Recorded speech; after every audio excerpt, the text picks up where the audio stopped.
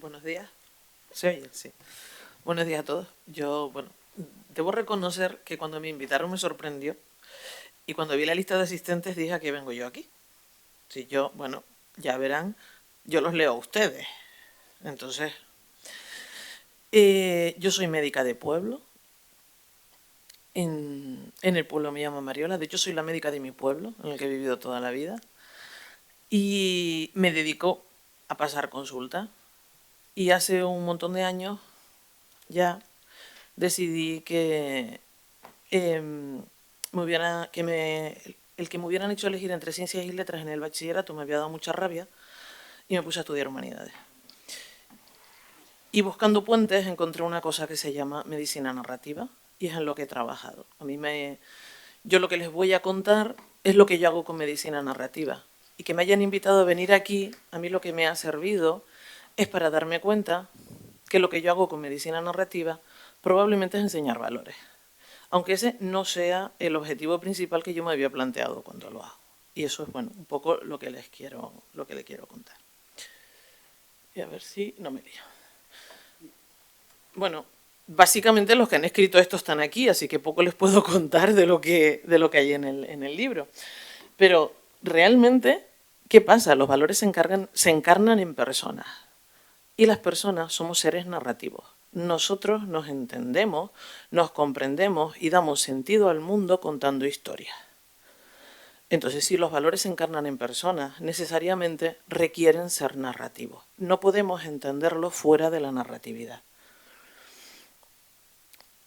Lo que voy a empezar es irme a lo narrativo y luego regresamos a los valores. Bueno, están ustedes seguro... ¿Ves? No funciona sí funciona la animación, perdón, es que veo dos pantallas diferentes. Si los que han trabajado en la clínica, saben que lo que hacemos en la consulta es escuchar historias. Nos pasamos el día hablando. De hecho, si hay una enfermedad que no nos permite pasar consultas, estar afónicos. Porque es imposible, es absolutamente desesperante pasar una consulta cuando no tienes voz. Necesitas hablar. Pero en los últimos años hay una frase que se ha hecho famosa, que es el dato mata relato. Y todos lo hemos visto en redes sociales, en la publicidad, en el Parlamento, en un montón de sitios. Con datos mato el relato. El dato pasa a ser lo importante. La información pasa a ser lo importante. La información no es narrativa. La información es información, que además en la estructura actual es una información que nos viene rápido y desaparece. Lo que leímos ayer ya no nos acordamos hoy. Es algo es estresante, realmente, ¿no? Y claro, en la consulta pasa esto. Bueno, los que llevan mucho tiempo trabajando, seguro que se han dado cuenta que antes los pacientes venían contando: siento esto, me ha pasado lo otro, y ahora cada vez más entra un paciente en la consulta con: tengo una tensión de 170/90, vengo porque el pulsioxímetro me marcó 90, vengo porque esta es mi analítica, o sea, realmente vengo o con el reloj, ¿no? Me pasa algo porque mi reloj marca que tengo, ese es muy famoso en Twitter, los que están en Twitter, paciente que acude a consulta porque su reloj electrónico dice que la frecuencia cardíaca es 0. O sea, y acude a urgencias. Entonces, desaparece el dato, desaparece el relato, pero es que los pacientes se han acostumbrado a que nosotros le damos valor al dato y un paciente nos va a dar aquello que nosotros le demos valor. Por lo tanto, entran con el dato. Entonces, mi intención hoy es que regresemos al relato. ¿Y cómo regresar al relato? Nosotros y aquellos que están con nosotros. Hablamos de formación, pues la formación en la facultad, en los residentes y en los que ya peinamos canas, porque al fin y al cabo la formación continuada es fundamental. ¿Qué hay narrativo en medicina? Somos contadores de historias. Somos tan contadores de historias que cuando tenemos un residente al lado le contamos una anécdota. Luego igual le sacamos el artículo del Lancet. Pero primero le contamos: recuerdo, una vez vi un paciente igualito que este. Y trabajamos en anécdotas. Entonces trabajamos en relatos. Lo narrativo, el reconocimiento de las personas como seres narrativos, pues es un estadio bastante tardío de las ciencias humanas, de la filosofía. Yo en COU me quedé en Wittgenstein y en el reconocimiento de la importancia del lenguaje, y después de eso es cuando he aprendido que las ciencias sociales, las humanidades, la filosofía se han ido a lo narrativo. No solo es el lenguaje, es lo que narramos. A partir de ahí hay un montón de bibliografía sobre qué es narrativo en medicina, escritas fundamentalmente desde las ciencias sociales, desde la filosofía de la medicina, desde las ciencias humanas. Y a partir de ahí, en algunos contextos, se empieza a trabajar lo narrativo específicamente en medicina. Fundamentalmente surgen dos escuelas. Una trabaja con literatura y medicina. A mí una de las cosas que más me sorprendió es que desde los años 70 en las facultades de Estados Unidos hay asignaturas de literatura y medicina. Y hay profesores de literatura dando clases en medicina. O sea, son ya 50 años.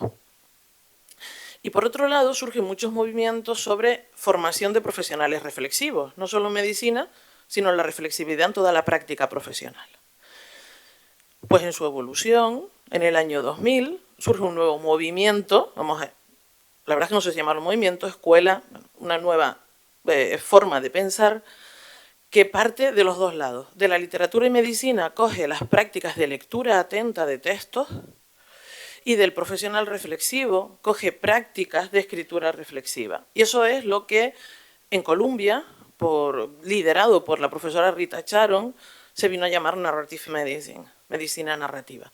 Hay otras formas de hacer narratividad en medicina diferentes de estas.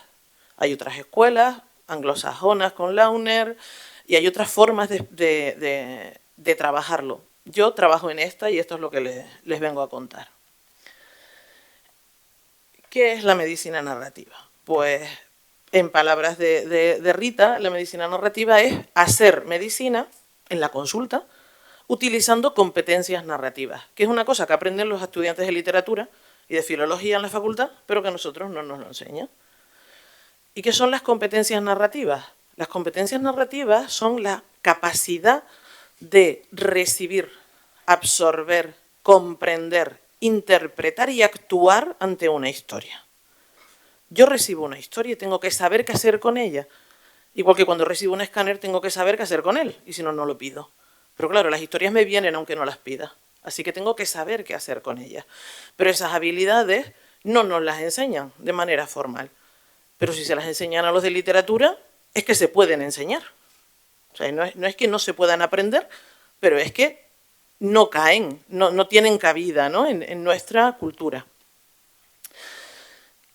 El marco de funcionar... ¿Por qué esto? Pues el marco en el que nos movemos es un marco circular, en el que en primer lugar es importante estar atentos a la historia del paciente. Lo que, pues, por lo menos los de familia aprendemos mucho de la escucha activa en la entrevista clínica, de atentos más allá del escuchar para recoger datos. Yo puedo leerme un libro buscando datos. ¿Quién escribió esta frase? Pero yo no me leo el Quijote buscando datos. Me leo el Quijote profundizando en la historia.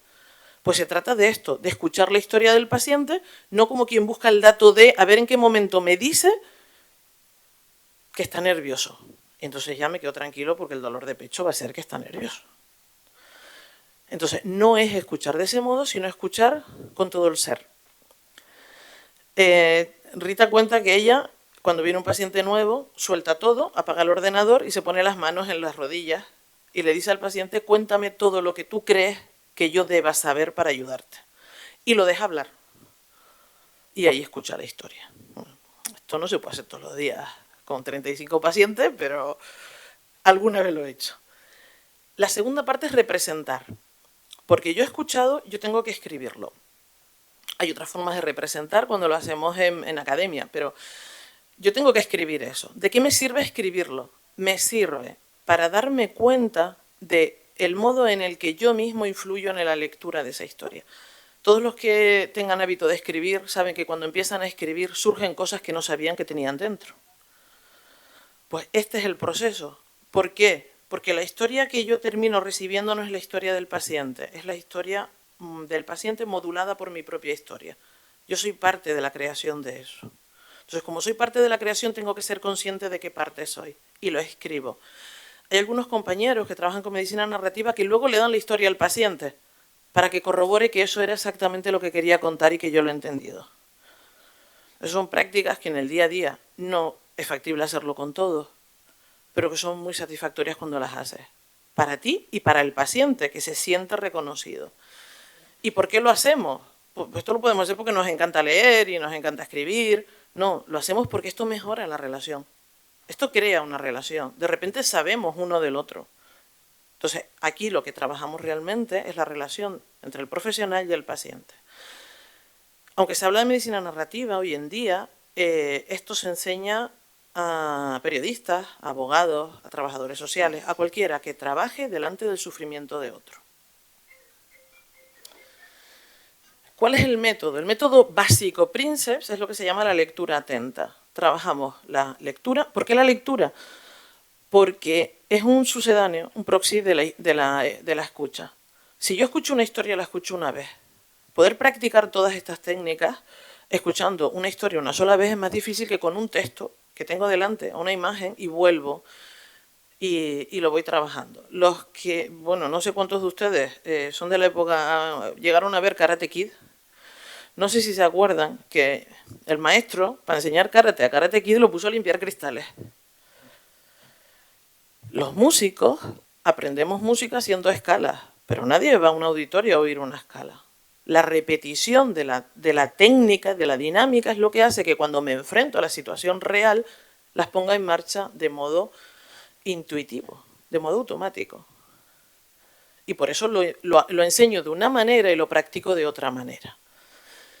El texto se trabaja en equipo, en grupo, y luego se escribe. Y se escribe una propuesta. ¿Qué tipo de textos usamos? Usamos texto en sentido amplio. Obra de arte, literaria o visual, de calidad artística. Que contenga elementos de ambigüedad.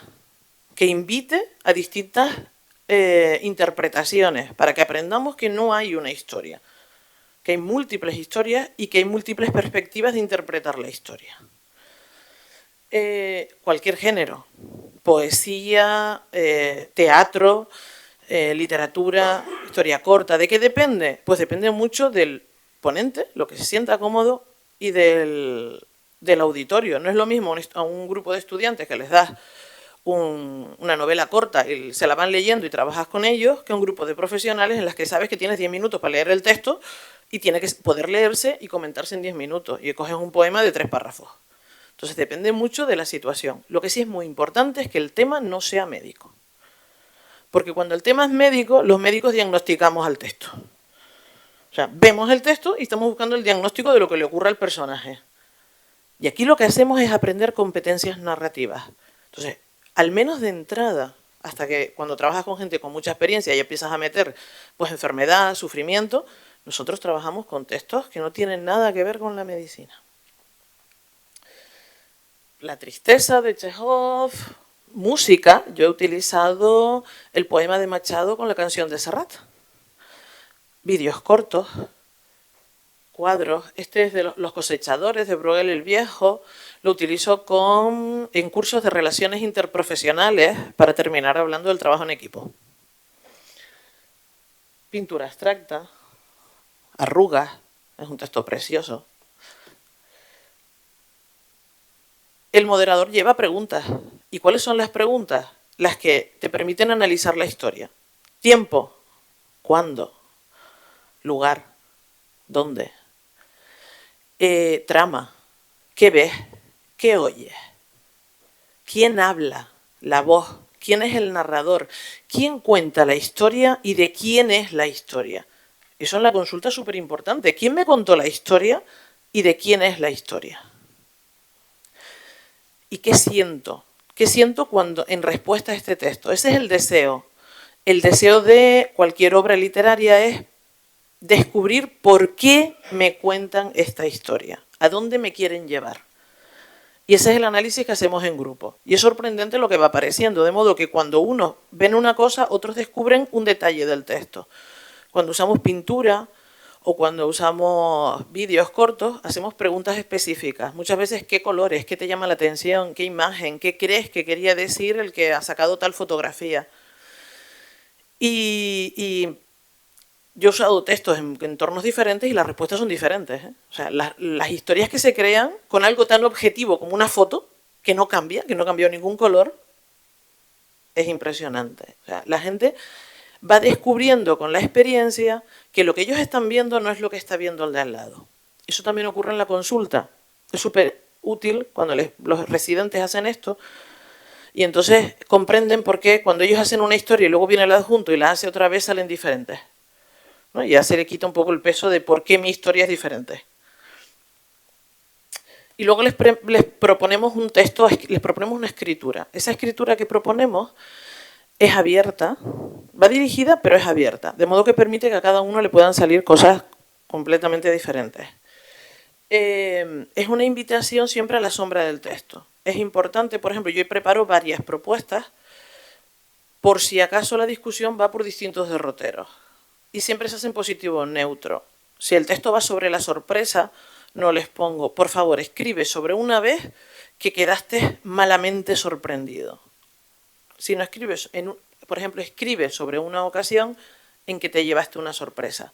Eso lleva a que algunos escriban en positivo y otros escriban en negativo. O hemos usado un texto, un fragmento del paciente inglés y les pedimos que escriban sobre una habitación de cuidado, un lugar donde se cuide.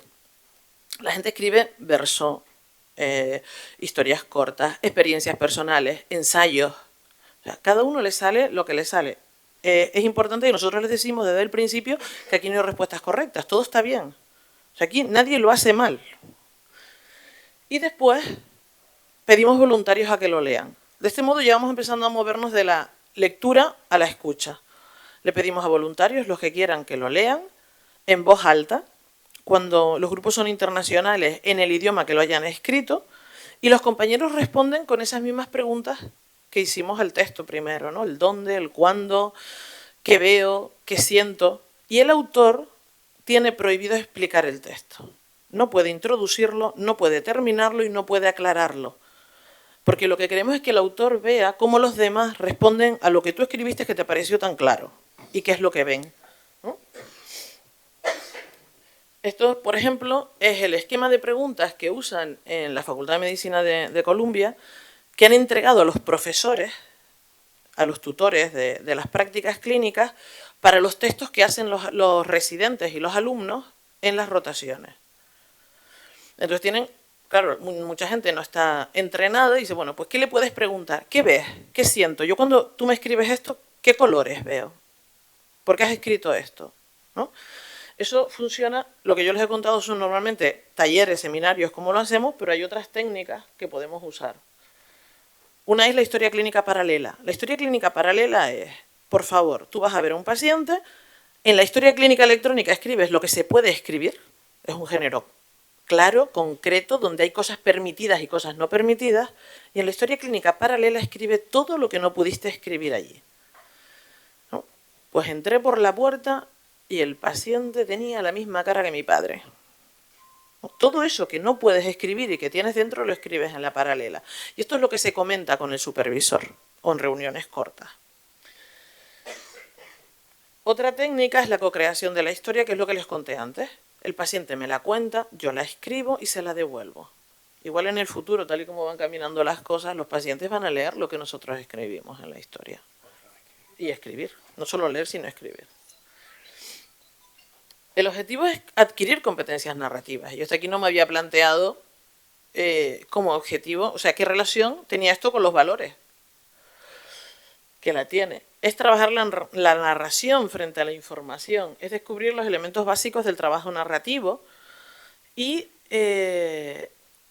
las experiencias, cómo construimos los relatos, que tenemos diferentes perspectivas, que mis experiencias propias influyen en lo que entiendo del paciente, que si yo esta mañana discutí con mis hijos, cuando llega una paciente y me cuenta que discute con sus hijos, lo voy a ver diferente que el compañero que no tiene hijos, y que eso influye en el modo en que veo la historia y en que veo al paciente.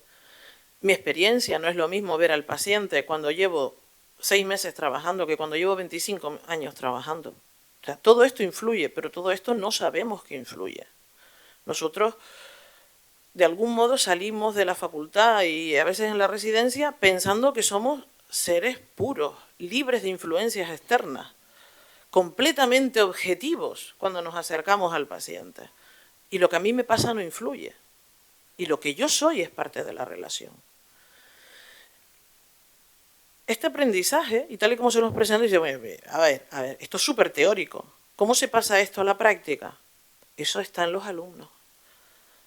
O sea, cómo este aprendizaje se traduce en la práctica y en la relación es algo que depende de cada uno, el cómo lo pongo en marcha. De hecho, cuando yo empecé a formarme, tenía esa misma pregunta, vale, estoy aprendiendo todo esto, pero esto, luego en la consulta, ¿funciona o no funciona? Y el único modo en el que yo he sabido que funciona es porque cuando he empezado a recibir residentes de medicina de familia, yo tengo residentes completos y residentes rural. Cada 2 meses me viene un residente diferente. Ellos son los que me dicen, ¿y por qué hiciste eso? ¿Y por qué preguntaste así? ¿Y por qué te ha contado eso? Porque la gente cuenta cosas muy importantes cuando ven que tú les escuchas. Y los pacientes saben quién les escucha. Y eso es algo que es difícil de explicar con palabras. ¿Cuándo y cómo? Lo siento, Emilio, pero la H no la he puesto bien nunca. Yo colaboré con Emilio en la asignatura de AELCA, en la parte de comunicación clínica, por supuesto gratis, y les hacía un taller de medicina narrativa. Y una de las reflexiones más bonitas que me dijo una alumna fue, es la primera vez que me piden que piense en la facultad. O sea, porque claro, yo no iba a contarles nada, yo pone y hablen ustedes, yo intento no influir. Hemos hecho sesiones en los centros de salud. Tenemos un curso en la gerencia de atención primaria dentro de un programa de instauración de sistemas de mediación para los conflictos laborales, en el cual enseñamos medicina narrativa a la gente que participa en el curso. Son todas las categorías profesionales de atención primaria. Esa es la que uso, lo del cuadro de Bruegel el Viejo. También uso un fragmento de Barleby el escribiente, el fragmento justo en el que Barleby dice, pues preferiría no hacerlo. Y eso da pie a un montón de reflexiones sobre las relaciones entre los profesionales. He estado participando en los últimos congresos de comunicación de CENFIC y tenemos un programa de sesiones de medicina narrativa online gratuitas que dependen de la Universidad de Columbia, que las damos en comoderación una profesora del máster de medicina narrativa, que se llama Olga, que es bilingüe, migrante de segunda generación, vive en Nueva York, yo la doy desde Tenerife, y ella es abogada, máster en medicina narrativa y es abogada. Y ella se ha dedicado a usar la medicina narrativa para enseñar a los pacientes cómo acercarse a los médicos. O sea, desde el otro lado, ¿no? Y trabajamos y hacemos una sesión mensual y están disponibles y son los sábados en Canarias a las 6, aquí a las 7 de la tarde. Y en términos de investigación, pues hice mi tesis, porque yo vengo de la medicina basada en la evidencia y yo necesitaba estar segura de que esto servía para algo, ¿no? Antes de enseñárselo a los demás. Y lo que descubrimos fue que, efectivamente, los estudios que hay hechos, lo que la gente refiere, en los estudios cualitativos, los cuantitativos tienen mucha pobreza, es muy difícil medir el impacto de esto con números. Pero en lo cualitativo, lo que se expresa es que se produce una transformación. A mí, formarme en esto me transforma. Y me transforma en el modo en el que veo a los compañeros y en el modo en que me acerco a los pacientes. Eso está mediado por cosas como la atención, la representación, la empatía, el profesionalismo, la capacidad de mirar de otra manera. O sea, hay un montón de mediadores, pero al final lo que la gente cuenta es que se transforma su forma de practicar la medicina, la enfermería o el trabajo social, ¿no? Yo revisé en médicos. Y entonces nos vamos a los valores. O sea, todo esto, que se lo puedo enseñar también en un curso de comunicación, ¿qué implicación tienen valores? ¿Qué valores enseño? Y este ha sido mi aprendizaje preparando esto. Pues como Emilio empezó, yo termino con la guía de valores que yo creo, y esto es opinión, que se aprenden cuando hacemos medicina narrativa. Aprendemos respeto por la autonomía del otro, por la dignidad de las personas, compasión. Somos testigos del sufrimiento y aprendemos a ser testigos del sufrimiento. Aprendemos a reconocer nuestras emociones ante las historias. Aprendemos a trabajar con las emociones ante las historias. Aprendemos a ser receptivos de la historia de los demás. Trabajamos la honradez. Si eres receptivo, si eres abierto y si escuchas, es imposible no ser transparente. Y si eres transparente y no eres honrado, mal te va a ir en la vida. Y aprendemos a respetar a las personas, el cómo ven ellos la vida. Aquí ya hay algunos menos y yo diría que aprendemos sobre todo confidencialidad en el sentido de que hay una norma básica y es que lo que se habla en la sesión de medicina narrativa no se cuenta fuera. Y eso es criterio imprescindible para participar. Lo que cuente cualquier compañero no se puede contar fuera, con lo cual vamos practicando ya lo de la confidencialidad en modo práctico. Aprendemos trabajo en equipo, de hecho se menciona en los estudios que se aprende a trabajar en equipo y aprendemos a comunicar. ¿Y en los valores que debe asumir el médico? Bueno, creo que el ser socialmente responsable es importante. Dentro de la Escuela de Medicina Narrativa hay un trabajo intenso en temas de justicia social, que igual aquí los tenemos menos vistos, pero si hablamos del entorno americano, los temas de racismo, de falta de acceso a la sanidad, todo esto se trabaja específicamente, con textos específicos sobre justicia social y aprendemos compromiso. Yo creo que en el fondo a mí esto me ha servido para reflexionar sobre qué valores estoy transmitiendo tal vez sin darme cuenta. Entonces proporcionamos básicamente herramientas para ser capaces de tener competencias narrativas. Y bueno, ¿enseñamos valores haciendo medicina narrativa? Yo creo que no. O sea, no tengo la pretensión de enseñar valores cuando lo hago. Pero ¿aprendemos valores cuando hacemos medicina narrativa? Estoy convencida de que sí. Y ese es un poco lo que les quería contar.